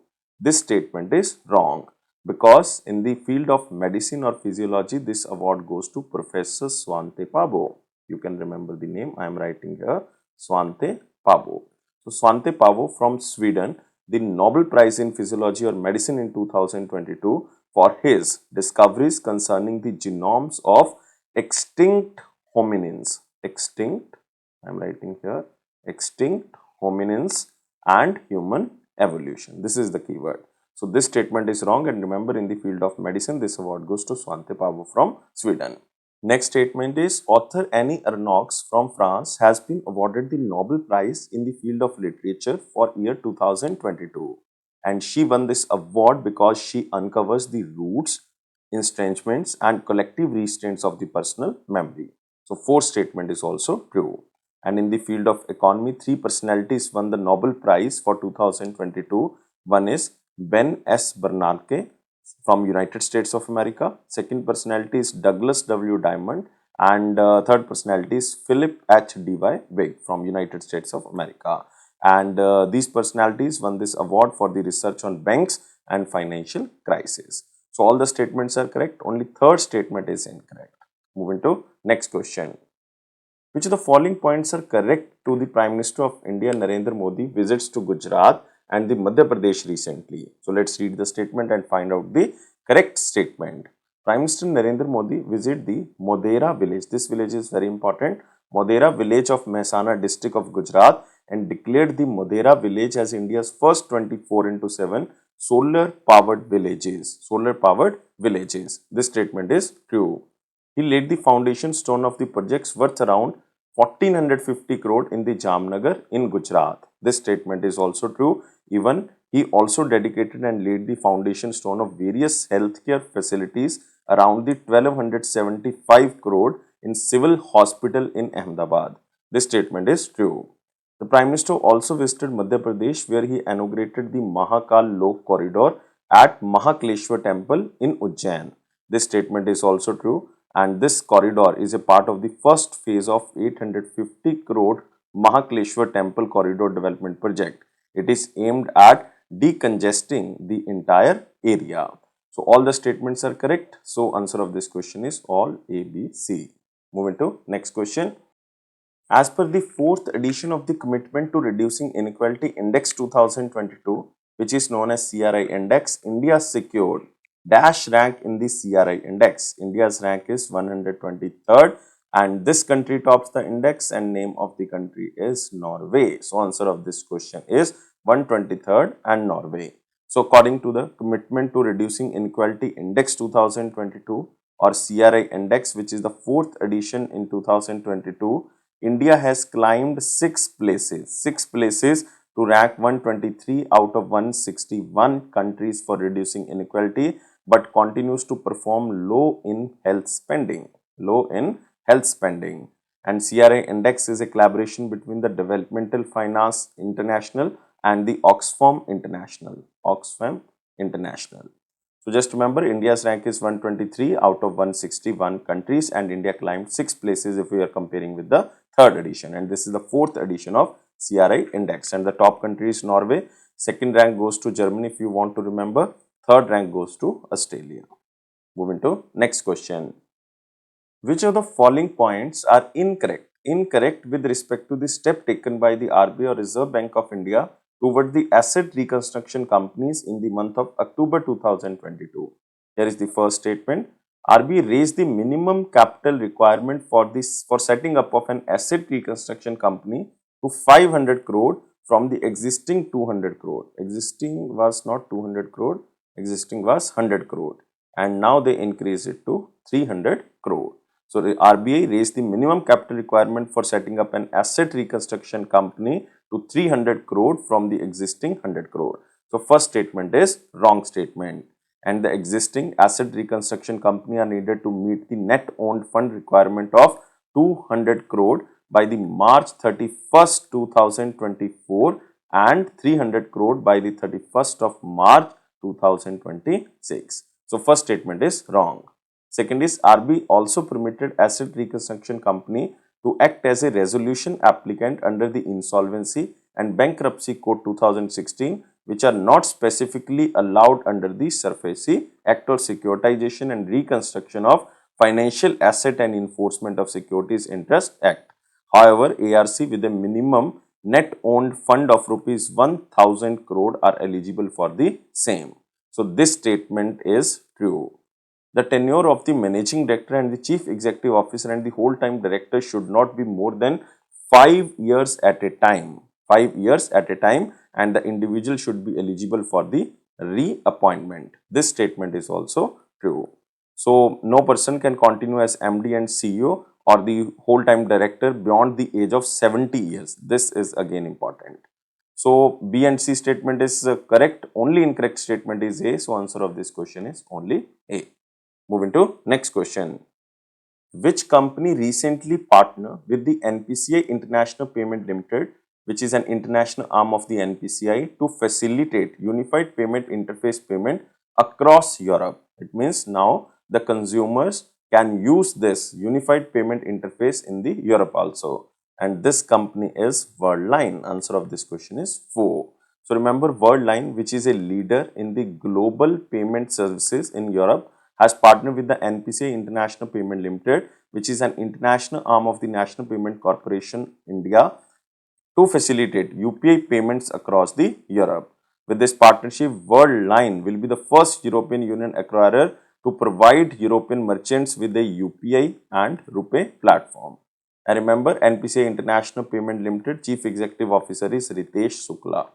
Ritesh Shukla, and it was founded in the year of 2020 and its headquarters is in Mumbai. Moving to next question. Which company recently joined as the newest participant of the United Nations Global Compact, UNGC, United Nations Global Compact? And this company is JSW Steels Limited. Answer of this question is second. So JSW Steel Limited, which is the flagship company of the JSW Group, joined the United Nations Global Compact network as a participant. And UNGC is a world largest voluntarily initiative of the corporate sustainability. And you can also remember JSW Steel became the fifth Indian company to join the UNGC initiative in the industrial, mining and manufacturing category. And the other four companies are like ArcelorMittal India Limited, Jindal Stainless Steel Limited, Hindustan Zinc Limited, and Tata Steel. This is the fifth company who joined this United Nations Global Compact. Moving to next question. Which of the following points are incorrect with respect to the cabinet approvals on the 12th of October 2022? We have to find out the incorrect statement. First is, the Union Cabinet has approved the proposal of the Ministry of Petroleum and Natural Gas to give one-time grant of 44,000 crore to Oil and Natural Gas Corporation only. This statement is wrong statement because this is not 44,000. This is 22,000 crore, but this is not to Oil and Natural Gas Corporation. This is for the Indian Oil Corporation Limited, Bharat Petroleum Corporation Limited, Hindustan Petroleum Corporation Limited and undertaking oil marketing companies. So first statement is wrong. Second is, Cabinet approves payment of almost 1800 crore productivity linked bonus equivalent to 78 days to the railway employees for the financial year 21-22. So this statement is true. Next statement is, the Prime Minister Developmental Initiative for the Northeastern region was approved and will operate from financial year 23 to financial year 26. This statement is also true, and this was announced in the budget 2022 and it was approved for the remaining 4 years of the 15th Finance Commission from financial year 23 to financial year 26 with an allocation of 6600 crore rupees. Next is, the Cabinet approved the development of the container terminal at Tuna Tekra in Deen Dayal Port in the Gujarat on build, operate and transfer basis under the public-private partnership mode. This statement is also true statement. So only incorrect statement is 1. So answer of this question is 1. Moving to next question. Which state government recently notified the Kadavur Slender Lorries Sanctuary, the first of its kind in India for the endangered slender lorries? And this is the state of Tamil Nadu. Answer of this question is 4. So the Tamil Nadu government notified the Kadavur Slender Lorries Sanctuary, the first of its kind in India, for the endangered slender lorries in the Karur area, in the Karur district and the Dindigul districts of the Tamil Nadu with an financial outlay of rupees 5 crore rupees until the 2026, and the sanctuary will spread across a total of almost 11,000 hectares after merging the forest area of 5,700 hectares of the Karur district and 6,100 hectares of the Dindigul district. And according to the International Union of Conservation in Nature or IUCN, the slender loris is listed an endangered species and their lifespan is approximately 15 years, protected under the Schedule 1 of the Wildlife Protection Act of 1972. And the slender loris is a small mammal which spends most of its life on the trees and are native to the India and Sri Lanka. So just remember, this is for the slender loris and the state is Tamil Nadu. Moving to next question.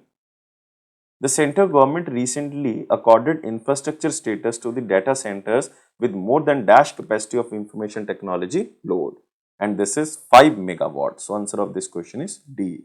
The central government has accorded infrastructure status to the data centers that are situated in a dedicated or centralized building for storage and processing of digital data application with more than 5 megawatt capacity of information technology load, and it is for easier access to the institutional credit at lower rates and the attract foreign investment.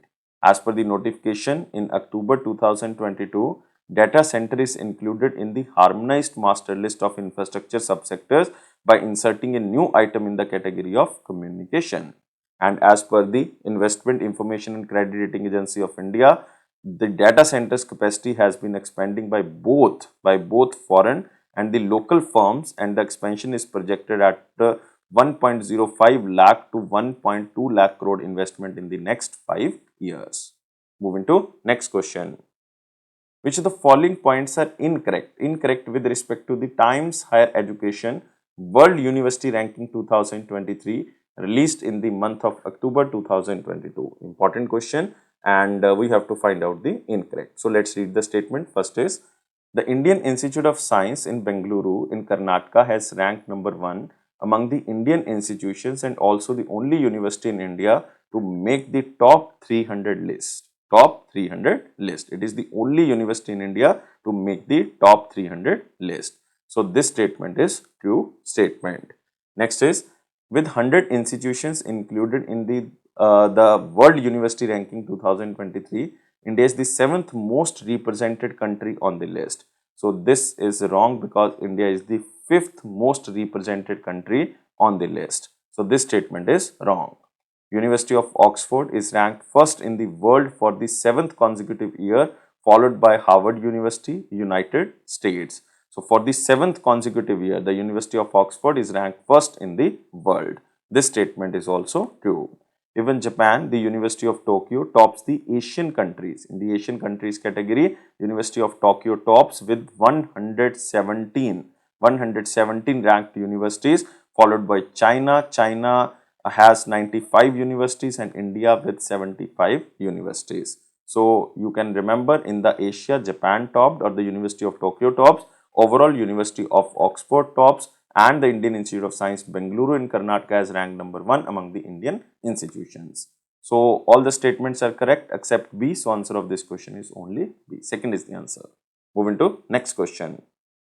Which of the following statements or the points are incorrect with respect to the Prime Minister Narendra Modi visit to Una and Chamba in the Himachal Pradesh? So here is the first statement. First is, Prime Minister Narendra Modi laid the foundation stone for India's first bulk drug park in Haroli in Una district, Himachal Pradesh, and will be built at a cost of over 1100 crore rupees. So this statement is wrong. Prime Minister Narendra Modi laid the foundation stone for the bulk drug park in Haroli in Una district, Himachal Pradesh, and will be built at a cost of 1900 crore. It would be the India's second bulk drug park, while India's first bulk drug park was laid in the Broch area of Gujarat. So first statement is wrong because the total investment is not 1100, this is 1900. Prime Minister Narendra Modi dedicated the Indian Institute of Information Technology Una to India during his visit to the Una in Himachal Pradesh. This statement is true. Prime Minister Narendra Modi also flagged off the inaugural run of India's 4th Vande Mataram or Vande Bharat Express, which runs from the Andorra in Una, Himachal Pradesh to New Delhi. This statement is also true. This is 4th Vande Bharat Express. Next is, Prime Minister Narendra Modi laid the groundwork for the 2 hydropower projects in the Chamba, Himachal Pradesh. One is like 48 megawatt Chanju 3 hydroelectric project, and second is 30 megawatt Chanju hydroelectric project. So 4th statement is also correct. Even Prime Minister Narendra Modi launched the Pradhan Mantri Gram Sadak Yojana Phase 3, a rural road initiative to upgrade almost 3000 km of the rural roads in the Himachal Pradesh. So all these statements are correct except one. So answer of this question is 1. Moving to next question. Which of the following points are correct with respect to the President of India Draupadi Murmuji visit to Assam in October 2022? Here is the first statement. The President of India Draupadi Murmuji inaugurated a supercomputer facility named as Param Parul at the Indian Institute of Technology, Guwahati in Assam. So first statement is wrong because the name of this facility is not Param Parul, it is known as Param Kamrupa. And it is inaugurated at the IIT Guwahati in Assam. This is true. And it is her first visit to Assam since assuming office. and it is a state-of-art supercomputer set up under the National Supercomputing Mission. So first statement is wrong. Next is she also inaugurated SAMIR, which is known as Society for Applied Microwave Electronics Engineering and Research Laboratory at the IIT Guwahati. It will be used for the design and development of the high power microwave passive and active components. So this statement is true. Foundation stone laid by the president for the two zonal institutes of the National Institute of Virology to be set up in the Dibrugarh in Assam and Jabalpur in the Madhya Pradesh area. This statement is also true, and this is National Institute of Virology. So only correct statements are B and C. So answer of this question is 4. Moving to next question. Which of the following points are correct with respect to the step taken by the Securities and Exchange Board of India in the month of October 2022? So let's read the statement and find out the correct statement. SEBI has reconstituted its Commodity Derivative Advisory Committee and Alternative Investment Policy Advisory Committee. So this statement is true. Next is this CDAC or Commodity Derivative Advisory Committee was reconstituted with 16 members instead of 17 members, and the committee will continue to be chaired by Ashok Dalwani. This statement is also true statement. Next statement is the SEBI has also restructured its 15 members Alternative Investment Policy Advisory Committee under the chairmanship of G. Mahalingam, who was the ex-whole-time member of the Securities and Exchange Board of India. So this statement is wrong because this committee consists of 20 members and the chairman is not G. Mahalingam, the chairman is N.R. Narayana Murthy. N.R. Narayana Murthy, who was the founder of Infosys. So C statement is wrong, and this committee will advise the capital market regulator on a range of issues that impact further development on the alternative investment industry. So only correct statements are A and B. So answer of this question is only A, B. Second is the answer. Moving to next question. World Bank recently extended dash unconditional loan for supporting Andhra's learning transformation, which is a SALT project of the Andhra Pradesh government. And total loan amount is $250 million. And this time this is World Bank who has extended an unconditional loan of $250 million for supporting Andhra's learning transformation project, which is known as SALT project, for its reforms implemented by the Andhra Pradesh government. And this SALT program or the project is the first project in the school education sector to be funded by the World Bank without any precondition. And the main aim of this project is to transform Andhra Pradesh schools education system by improving the quality education in the foundational learning through various ideas, including improving the teacher professional development, classroom based assessments and early childhood education. So this is $250 million. Moving to next question. Abdul Latif Rashid was recently elected as the president of which country? Remember the name Abdul Latif Rashid, and he was the president of Iraq. So answer of this question is 4, and he became the 9th president of the Iraq after winning the 2022 Iraqi presidential election. Even he also appointed the Prime Minister of Iraq, and name of the Prime Minister is Muhammad Shia al-Sudani. Muhammad Shia al-Sudani. And this person is the Prime Minister of Iraq. And he won the election scoring 162 votes in the second round of the voting, defeating the incumbent president Barham Salih. Barham Salih, the name of the former president of the Iraq. And he got 99 votes and 8 votes were considered invalid. And remember the name of the political party, name is Patriotic Union of Kurdistan. Union of Kurdistan. Moving to next question. Which of the following points are correct with respect to the inauguration made by the Prime Minister Narendra Modi at Gujarat in September 2022? In September 2022. Here is the first point. Prime Minister Narendra Modi inaugurated and laid the foundation stone of the world's first compressed natural gas terminal and of the brownfield airport in the Bhavnagar, Gujarat. This statement is true. And you can also remember so many various projects are launched whose cost is almost 5200 crore rupees, and this was launched in the Bhavnagar, Gujarat. Next is Prime Minister also inaugurated the regional science center spread over the 20 acres in the Bhavnagar, Gujarat. and the center has been built at a cost of around 100 crore rupees. This statement is also true.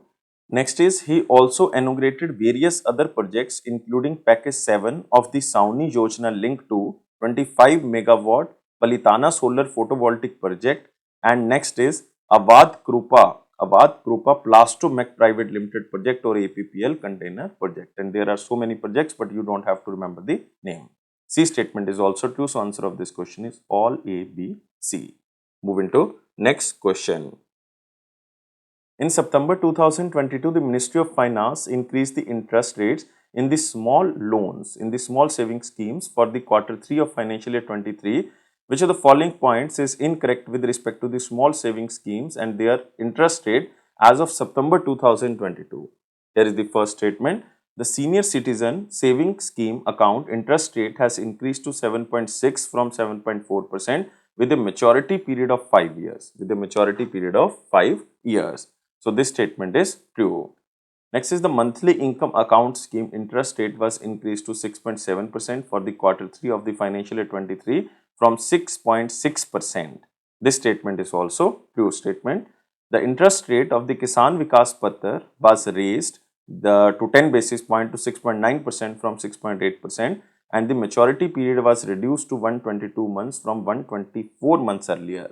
This statement is wrong, because the interest rate of the Kisan Vikas Patra was raised to 10 basis point. This is true, but this is increased to 7%. Earlier it was 6.9%. So it is increased to 10 basis point, and the maturity period reduced to 123 months from the 124 months earlier.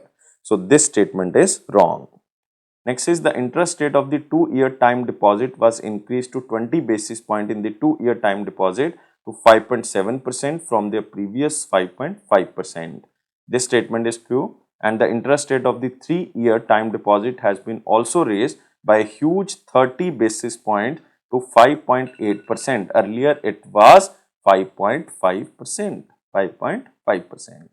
So all the statements are correct, only incorrect statement is 3. So moving to next question. Which country recently signed a deal with India for the export of missiles and weapon system from India? From India. It means India will export the missiles and weapons to other country. This is very good thing. And name of the country is Armenia. Answer of this question is 4. So India has inked a remarkable export order for the missiles, rockets and ammunition to Armenia, which is confronted in a border dispute with the neighboring country Azerbaijan, and the value of the contract is estimated to around $250 million or almost 2,000 crore rupees.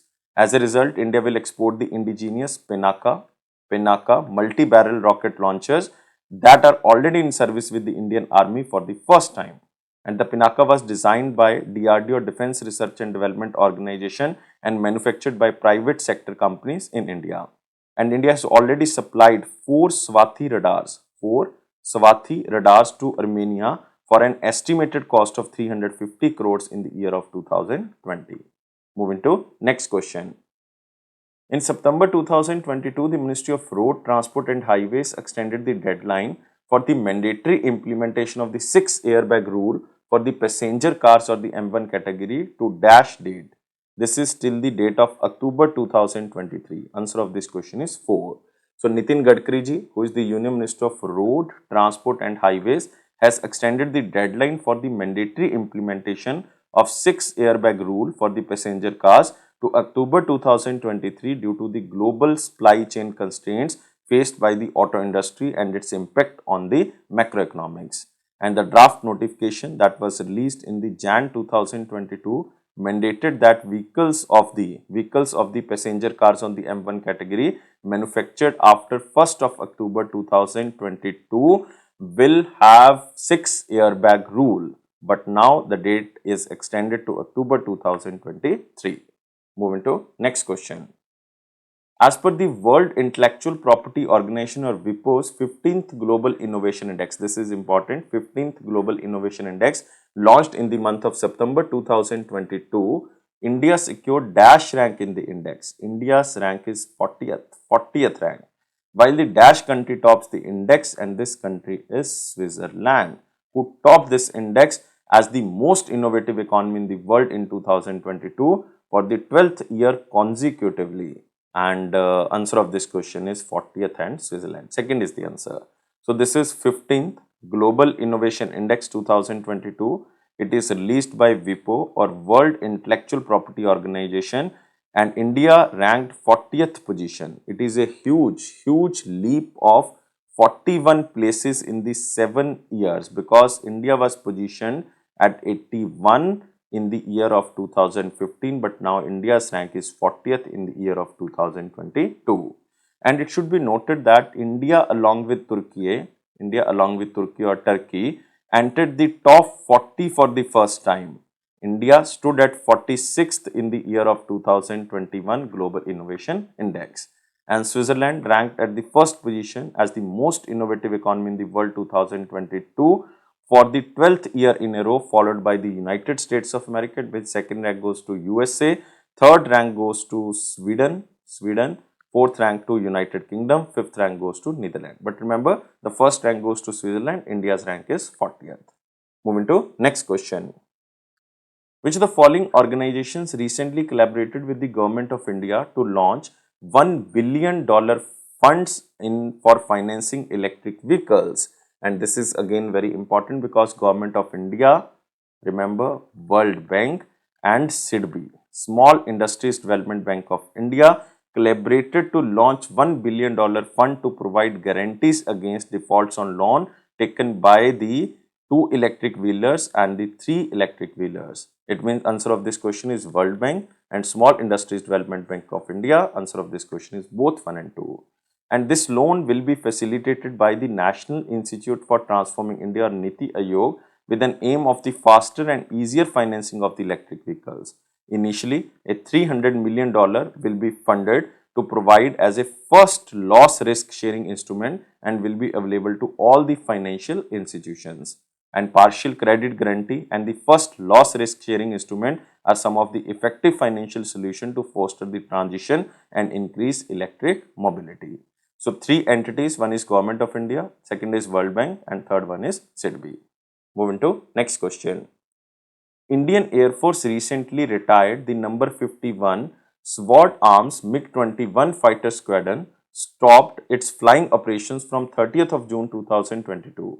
The number 51 Sword Arms MiG-21 fighter squadron is based in, and it is based in Srinagar, Jammu Kashmir. So answer of this question is 4. So remember, Indian Air Force retired the number 51 Sword Arm MiG-21 fighter squadron based in Srinagar, Jammu Kashmir, which had stopped its flying operations from June 2022, and it has been replaced by MiG-29 squadron for air defense. And currently Indian Air Force has 3 MiG-21 squadron which shall retire in the next 3 years. And the crest of this squadron depicts the motto Vijay Parakrama, which means the valor for victory. And the squadron was tested in the 1987 Operation Brass Tacks, when it carried out intensive valley flying and manned operations readiness platforms from Srinagar to Avantipur over a 3-month period. Just remember the name of this squadron. This is Sword Arms and number is 51. Moving to next question. In which city did Adani Green Energy Limited commission 600 megawatt world's largest wind solar power plant? And the area is Jaisalmer, Rajasthan. Answer of this question is 1.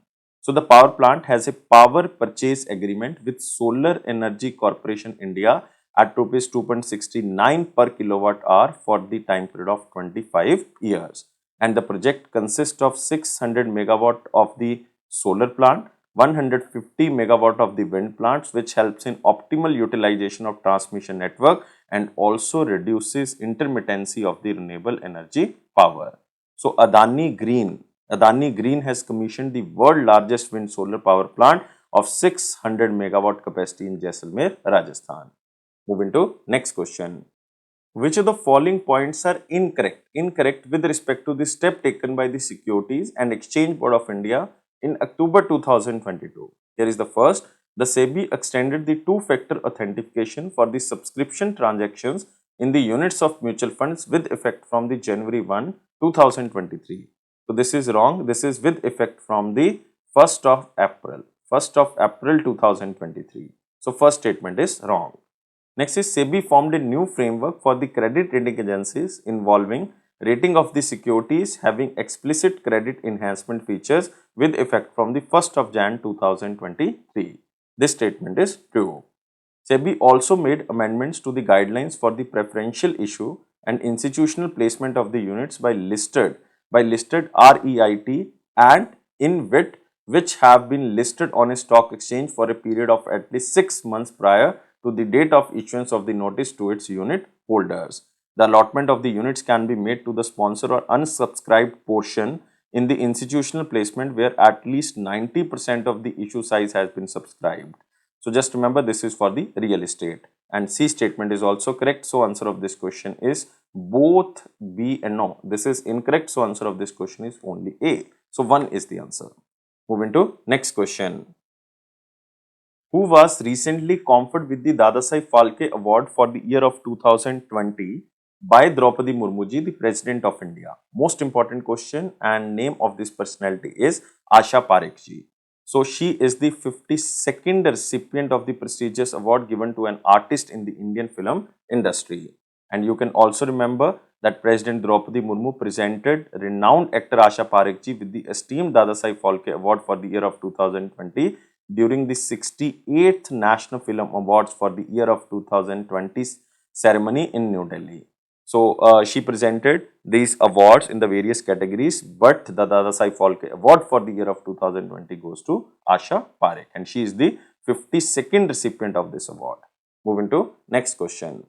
Which of the following points are incorrect? Incorrect with respect to the Swachh Bharat Divas 2022. First statement is Draupadi Murmu ji, the President of India, presided over the Swachh Bharat Divas 2022 celebration, which was organized by Ministry of Jal Shakti on the occasion of the birth anniversary of Mahatma Gandhi ji.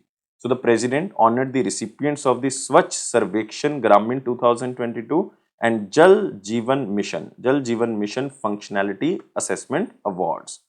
So first statement is true. Next is Madhya Pradesh won the first prize under the large state category under the Swachh Sarvekshan Gramin 2022, followed by Tamil Nadu. This statement is wrong because the first prize under the large state category goes to Telangana. Telangana won the first prize under the large state category whose population is more than 30 lakh. This is the large state category, population more than 30 lakh under the Swachh Sarvekshan Gramin, which looks into the sanitation status of the rural areas. So second statement is wrong. And among the smaller states and the union territories, Andaman and Nicobar secured the first position, followed by Dadra and Nagar Haveli, Daman and Diu, and the Sikkim. It means in the smaller state category, the first award goes to Andaman and Nicobar. So C statement is correct statement. So only incorrect statement is only B. So answer of this question is second. And you can also remember one district named as Burhanpur. Burhanpur district in the Madhya Pradesh received a special distinction for being the first Har Ghar Jal certified district in India. First Har Ghar Jal certified district in India. And the top 3 districts in India are Bhiwani. Bhiwani is in Haryana. Next is Jagtial. Jagtial is in Telangana, and Nizamabad. Nizamabad is also in Telangana. Moving to next question. Which of the following points are correct with respect to the Swachh Sarvekshan 2022 on the occasion of the anniversary of the Swachh Bharat Mission and Swachh Bharat Mission Urban 2.0? So let's read the statement and find out the correct statement. Draupadi Murmu, the President of India, presided over the 8th anniversary of the Swachh Bharat Mission and the 1st anniversary of the Swachh Bharat Mission Urban 2.0. And the President officially unveiled the Swachh Sarvekshan 2022 dashboard and presented the top 12 awards. So first statement is true. Indore in Madhya Pradesh was named as the cleanest city in India for the 6th time in the more than 1 lakh people category, and also strengthened its position by becoming India's first 7-star garbage-free city. 7-star garbage-free city. And second rank goes to Surat in Gujarat, who was named the second cleanest city for the 2nd year in a row, and Navi Mumbai was named third. So this statement is also true. Madhya Pradesh was named as the best performing state in the Swachh Sarvekshan 2022. This statement is also true. So all the statements are important and all the statements are correct. Answer of this question is all A, B, C. Moving to next question. Which of the following points are incorrect? Incorrect with respect to the RBI's fourth bi-monthly monetary policy of financial year 23 held in September 2022. So let's read the statement and find out which is correct statement, incorrect statement. RBI decreased India's gross domestic product growth to the 7% from earlier 7.2% for the financial year 23. For the financial year 23. Earlier they predicted 7.2%, but now it is 7%. This statement is true. The Monetary Policy Committee raised the repo rate by 50 basis point to 5.90%. Earlier it was 5.40%. This is again true statement. Next is the standing deposit facility or SDF rate adjusted to 7.65% from 5.15% and marginal standing facility rate to 6.15% from 5.65%. So this statement is also correct statement. The bank rate remained unchanged at 5.15%. This cannot be possible statement. So fourth is wrong statement because the bank rate is now 6.15%. Earlier it was 5.65%. So it is same as the MSF or marginal standing facility. So fourth statement is wrong statement. So I am writing here like repo rate is now 5.90%, 5.90. Reverse repo is 3.35%. MSF for marginal standing facility is 6.15. Bank rate is also 6.15%. Next is SDF or standing deposit facility is 5.65% and CRR cash reserve ratio is 4.50. It is unchanged and SLR is also unchanged. It is 18%. So this is the fourth bi-monthly monetary policy of the financial year 23. So only incorrect statement is 4. So answer of this question is 4. Moving to next question. Which of the following points are correct with respect to the fourth bi-monthly monetary policy of the financial year 23 held in the month of September 2022? Here is the first statement.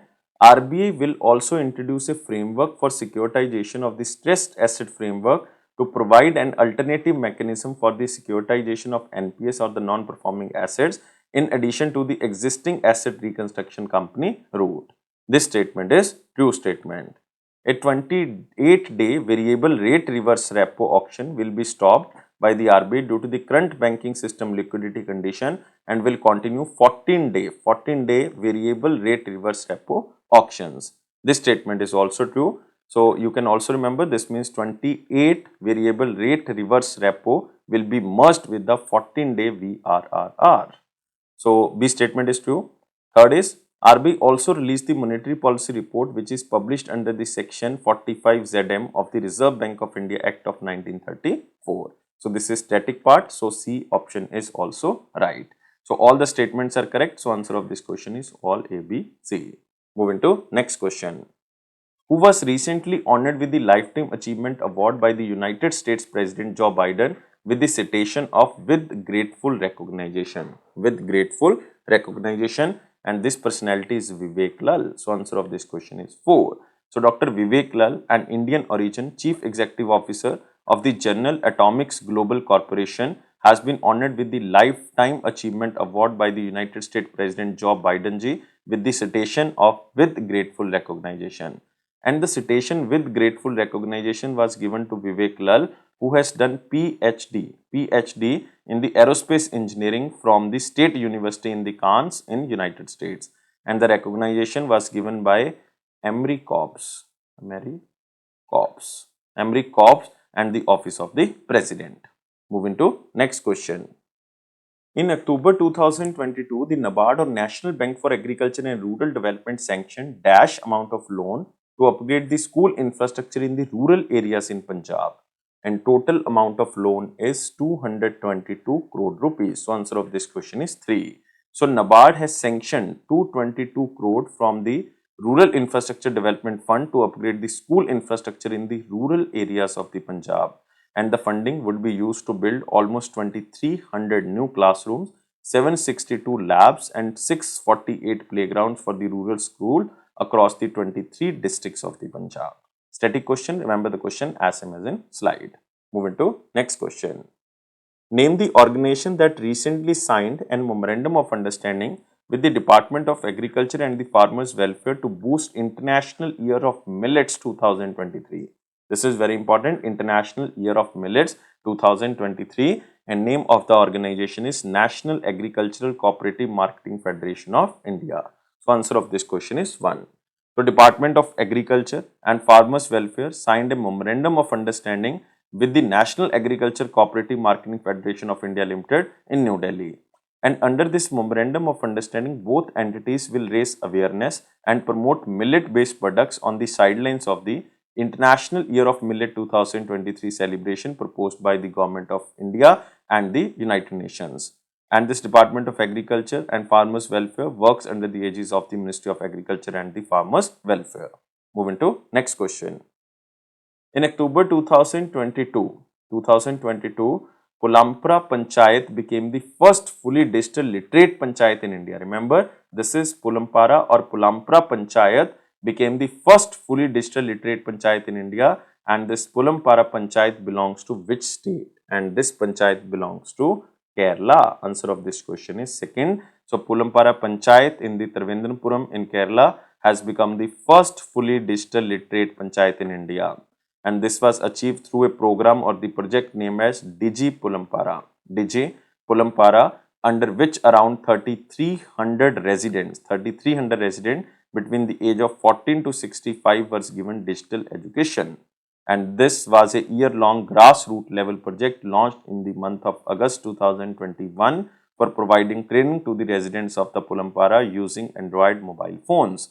And the project was initiated by a 5-member core team led by the Panchayat President P.V. Rajesh, and its members are the District Women Welfare Officer and other MG Narega's district engineers. So just remember, this is Pulampara or Pulampara Panchayat who become the first fully digital literate panchayat in India, and it is in Kerala. Next question is, which country's central bank recently signed an MOU with the National Payment Corporation of India to launch India's RuPay debit card in that country?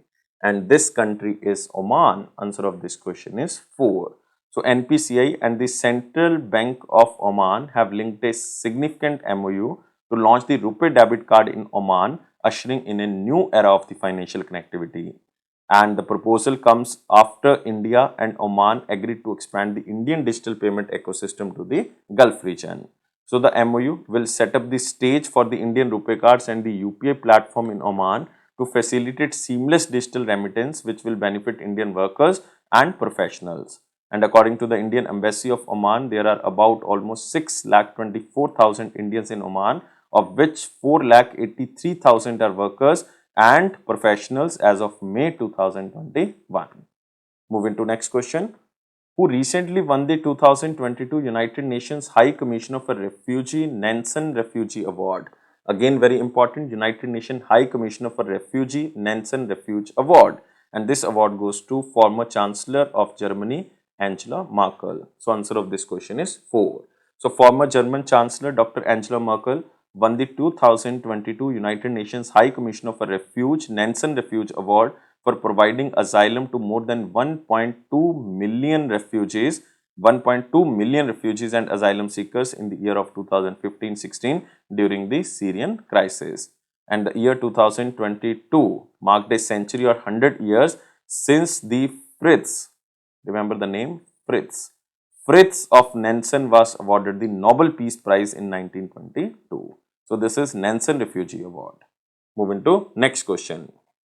In October 2022, B.D. Mishra took an additional charge as the governor of which state? And he has been serving as the governor of Arunachal Pradesh since 2017, but he took an additional charge as a governor of Meghalaya. Now he is the governor of Meghalaya and Arunachal Pradesh. So the oath of the same was administered by the acting Chief Justice of Meghalaya, and former Brigadier of Indian Army B.D. Mishra took an additional charge as the governor of Meghalaya, and he will succeed Satya Pal Malik, whose time period ended on 3rd of October 2022. Moving to next question. Which of the following points are correct? Correct with respect to the President of India Draupadi Murmuji visit to the Gujarat in the month of October 2022. So here is the first statement. President Draupadi Murmu laid the foundation stone for the super specialty hospital trauma center and ran Basera, which will cost 373 crore at the Gandhinagar Civil Hospital. So this statement is true.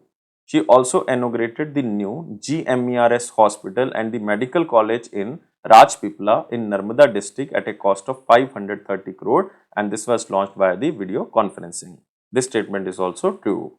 President also launched Her Start, which is a Gujarat University startup platform for the women entrepreneurs in Ahmedabad, Gujarat. And this statement is also true. And the president made a visit to the Mahatma Gandhi Ashram residence, which is known as Hriday Kunj, and this is visited by the President of India, Draupadi Murmu ji. So just remember, all the statements are correct. So answer of this question is all A, B, C. Moving to next question. In October 2022, the WEG Industries Private Limited commissioned India's first 4.20 megawatt wind turbine generator. Wind turbine generator in which area? And this area is Tirunelveli in Tamil Nadu. Answer of this question is second. So WEG Industries Private Limited commissioned India's first state-of-art 4.20 megawatt wind turbine generator, which is a single unit with the largest installation capacity in Tirunelveli in Tamil Nadu at a cost of 88 crore. And Gujarat and Tamil Nadu will be the main players in this power generation mission. And the facility has been set the target of producing 500 gigawatt of power through renewable energy sources by the year of 2030, out of which solar energy would account for 300 gigawatt and other renewable energy sources would be tapped optimally to generate remaining 200 gigawatt. This is a target we have to achieve by the year of 2030 and 175 gigawatt of target by the year of 2022. Moving to next question. As of the 2021-22 sugar season, like October to December, September, India became the world's largest producer, consumer, and the largest exporter of sugar. And this is second. Answer of this question is 4. So for the sugar season, October to September 2021-22, a record amount of more than 5,000 lakh metric ton of sugarcane was produced in the country, making India the largest producer, consumer, and the second largest exporter of sugar in the world. And of these, 35 lakh metric ton of sugar was channeled to the production of ethanol, while 359 lakh metric ton of sugar was produced by the sugar mills. And the sugar season of 2021-22 recorded the highest sugar exports of over 109 lakh metric ton despite receiving no financial support or subsidy from the government of India, which was extended up to 2020-21. So just remember, India is the largest producer, consumer, and the second largest exporter of the sugar. Moving to next question. Name the personalities from India who were recently named as the International Hockey Federation Men's and the Women's Goalkeeper of the Year 2021-22. And name of these personalities are P.R. Shrijesh, and in the women's category, this is Savita Punia. So answer of this question is 3. So International Hockey Federation has named India's men and the women hockey goalkeeper P.R. Shrijesh and Savita Punia as the International Hockey Federation Goalkeeper of the Year 2021-22 in their respective categories. This is also known as International Hockey Federation Star Awards of 2021-22. And Shrijesh got 39.9 total points in the voting, followed by Belgium player, and Savita finished on the top with the 37.6 points in the voting, followed by Argentina player. So just remember, P.R. Shrijesh won the Goalkeeper of the Year in the men's category and Savita Punia won the Goalkeeper of the Year in the women's category. Moving to next question. What is the name of the SupTech application or super technological application launched by the Reserve Bank of India recently to improve the supervisory monitoring system? And name of this application is Daksh. So answer of this question is second. So on 6th of October 2022, the Governor of the Reserve Bank of India launched a new super technological initiative named as Daksh, which is Reserve Bank Advanced Supervisory Monitoring System to further strengthen the supervisory process. And the meaning of Daksh is efficient and competent. And the app is a part of RBI's various initiative in strengthening supervision by utilizing the latest technology for implementing more efficient and automated work process. Moving to the next question. With respect to the 59th Foundation Day of the Industrial Development Bank of India, which of the following initiatives are correct regarding the multiple digital solutions? And first is like DGKCC platform, second is Go Mobile Plus application, third one is Amrit Mahotsav Rin Bhugtan Yojana. So all the statements are correct which was started by the IDBI Bank. So on 4th of October, IDBI Bank, which is a private sector bank, introduced a number of initiatives aimed at customer centricity and meeting the demands of ever evolving financial ecosystem on the occasion of 59th Foundation Day. And these are DGKCC platform, Go Mobile Plus application, and also cardless ATM. And the bank unveiled a repo linked fixed deposit scheme, and last one is the bank also introduced a special scheme named as Amrit Mahotsav Rin Bhugtan Yojana. So all the statements are correct. Moving to next question. Name the banking sector which was recently reappointed Prashant Kumar as their managing director and chief executive officer for a tenure of 3 years. And this bank is Yes Bank. So answer of this question is 3. So the Reserve Bank of India approved the reappointment of Prashant Kumar as the managing director and CEO or the Yes Bank for the time period of 3 years with effect from 6th of October 2022. He was earlier appointed as MD and CEO of the Yes Bank in March 2020, and the appointment is subject to approval of the shareholders. So this is all for today. Thank you for watching this video. I hope you like this video. Please like, share and subscribe our channel. You can join our all platforms like Facebook, Instagram, LinkedIn and also the Telegram channel. And Telegram channel link is given in the description box. So thank you again for watching this video. Please like, share and subscribe. Thank you guys. Take care and bye-bye.